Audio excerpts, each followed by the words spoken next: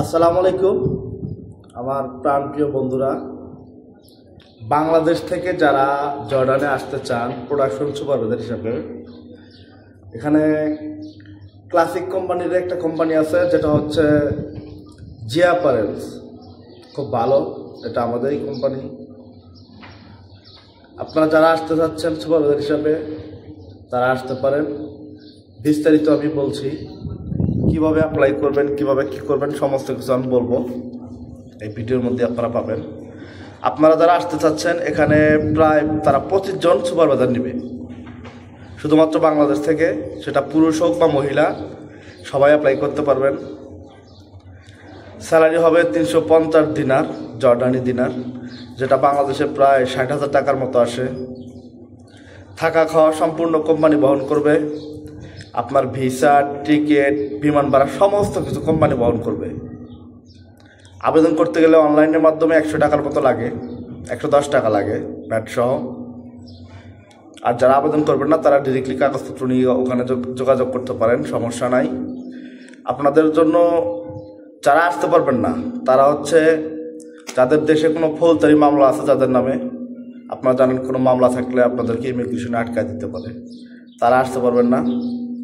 যারা চাকরিতে আসতে ইচ্ছুক, চাকরিতে এখানে যোগদান করতে ইচ্ছুক, যারা এক্সাম দিবেন, ইন্টারভিউ দিবেন, যারা ওখানে সিলেক্টেড হবেন, সিলেক্টেড হওয়ার পরে আপনাদের মেডিকেল ফি 1000 টাকা দিতে হবে। 1000 টাকা দিয়ে তারা তাদের নির্ধারিত হসপিটালে গিয়ে মেডিকেল করতে হবে। সেই টাকাটা আপনি এখানে আসলে ফেরত পাবেন, যারা আসতে পারবেন। আর যারা আসতে পারবেন না তারা তো আসতে পারবেনই না। মেডিকেলে ইনশাল্লাহ যারা টিকবেন, পরীক্ষা টেকার পরে তারা এখানে আসলে তারা সেই টাকাটা ফেরত পাবেন। 220 টাকা দিয়ে ফিঙ্গারপ্রিন্ট করবেন, সেটাও ফেরত পাবেন। ঠিক আছে? থাকা খাওয়া সম্পূর্ণ মালিকের, চিকিৎসা সম্পূর্ণ মালিকের। আপনারা যারা আসতে ইচ্ছুক আমি কমেন্টে এবং ডিসক্রিপশনে অনলাইন লিঙ্ক দিয়ে দিব। আপনারা যারা আসতে ইচ্ছুক আবেদন করতে পারেন। কেউ মোবাইল থেকে আবেদন করতে পারেন, কেউ কম্পিউটারের দোকানে গিয়ে আবেদন করতে পারেন, কোনো সমস্যা হবে না।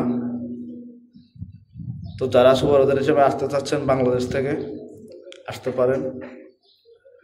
আর একটা কথা, এখানে আসতে গেলে আপনাকে ওই বয়েসল অফিসে যাওয়ার জন্য 4 কপি ছবি, রঙিন ছবি, যেটা ব্যাকগ্রাউন্ড থাকবে সাদা। আপনার পাসপোর্টের অরিজিনাল পাসপোর্ট সাথে নিয়ে যাবেন। পাসপোর্টের 10 কপি রঙিন ফটোকপি নিয়ে যাবেন। আপনার চাকুরির যে যদি কোনো ভোটার চাকুরির যদি কোনো আইডি কার্ড থাকে সেটা নিয়ে যাবেন। আপনার এনআইডি কার্ডের ফটোকপি নিয়ে যাবেন। এনআইডি কার্ড সাথে নিয়ে যেতে পারেন, কোনো সমস্যা নাই।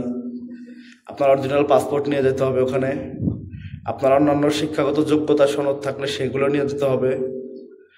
আর হচ্ছে আপনি একটা সিবি নিয়ে যাবেন, যেহেতু আপনি একজন স্টাফ হিসাবে আসবেন বাইরের কান্ট্রিতে, সিবি আপনাকে অবশ্যই নিতে হবে।